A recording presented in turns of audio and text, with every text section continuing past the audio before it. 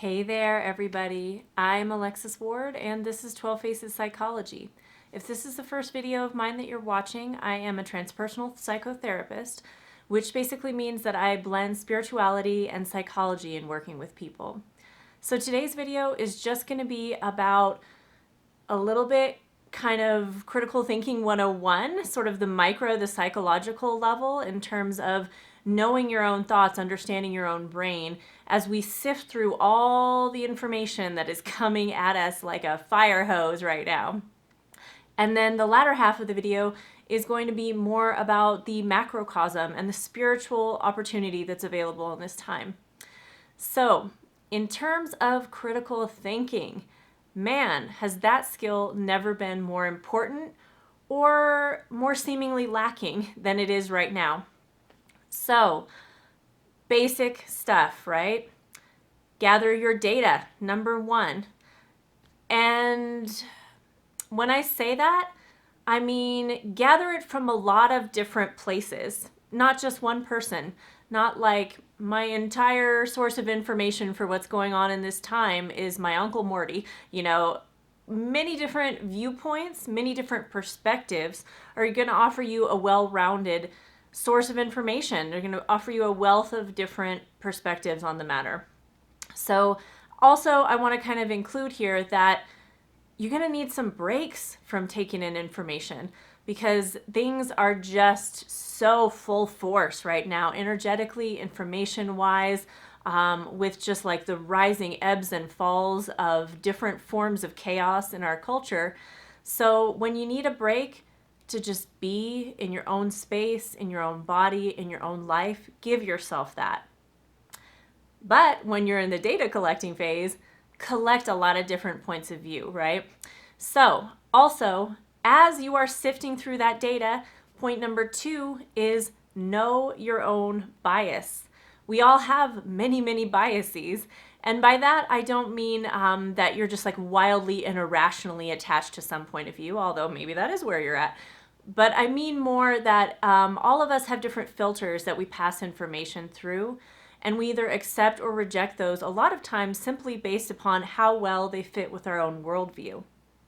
So if you understand the places where you are rejecting information from an unconscious level or accepting information based solely on your own conditioning, based solely on the views of your peer group, based solely on your family's opinions, understanding that that's where you're getting information filtered through is going to help you to start to kind of observe your own thought patterns and to be a little bit more objective about the way that you're taking things in.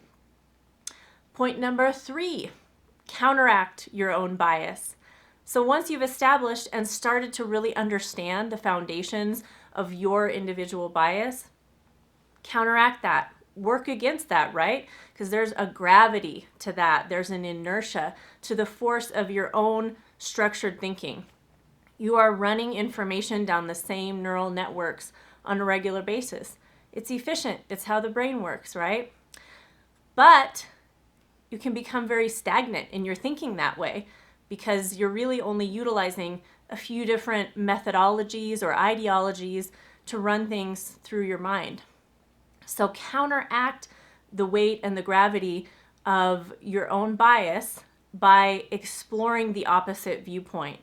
If you've gotten super locked into any particular narrative, now is the time to go to the opposite end of the spectrum, not from just I guess I'll do my due diligence and explore this for a second, but from an open-hearted place of, let me really try to understand this perspective. Let me really try to put myself in the shoes of somebody who really full force believes this and try to understand how that point of view has evolved for them. And in doing that, I mean, that's a great way to dissolve separation in general, right? Is to step into the other person's viewpoint, not just from the perspective of, okay, I'm cataloging what you're saying so that I can go about proving you wrong, but so that you can really harmonize with the understanding that that perspective brings. All right, number 4, know a source's bias. So wherever you're getting information, understand the filter that that source or individual is passing their information through. Everything right now is really just opinion and hearsay and conjecture.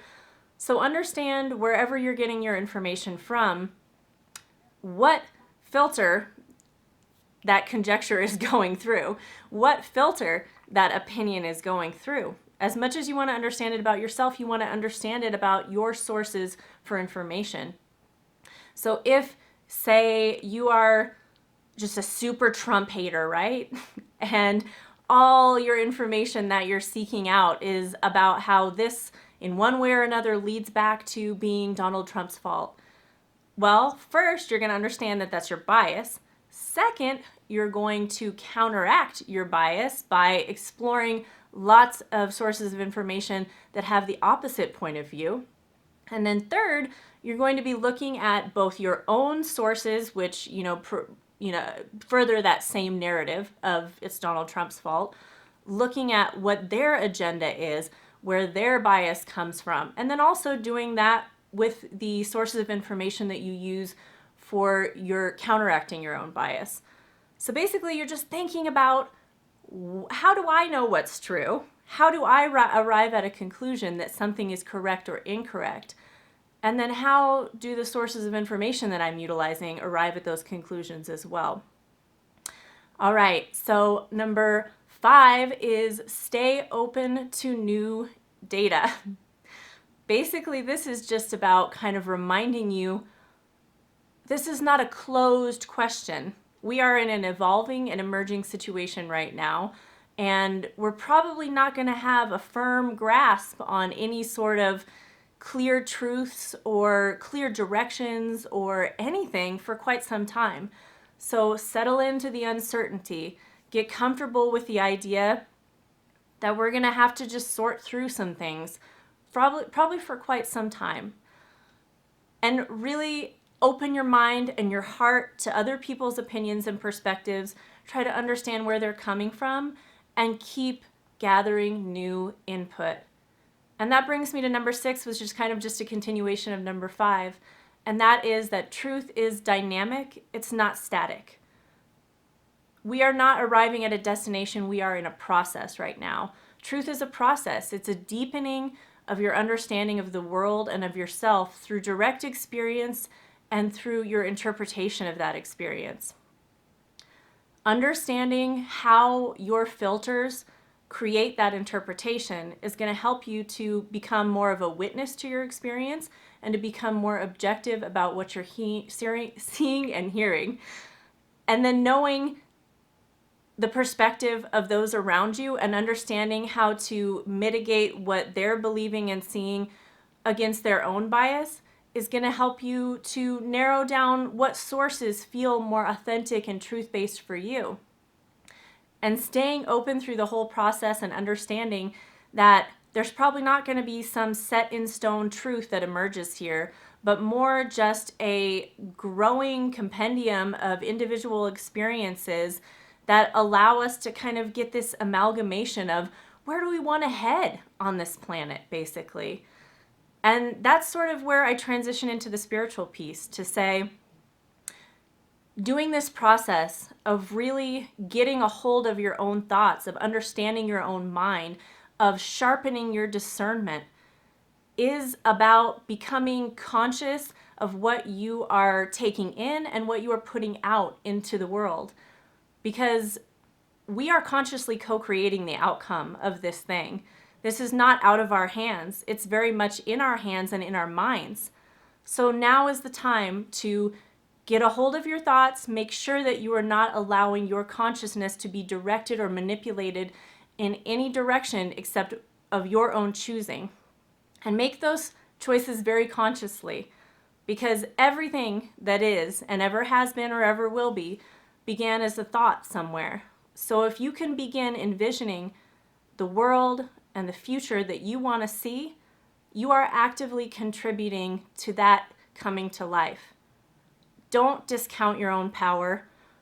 Don't discount your own ability to know and feel and experience truth. and stay open and humble and available to other people's experiences as well. We have the ability to co-create the world that we want.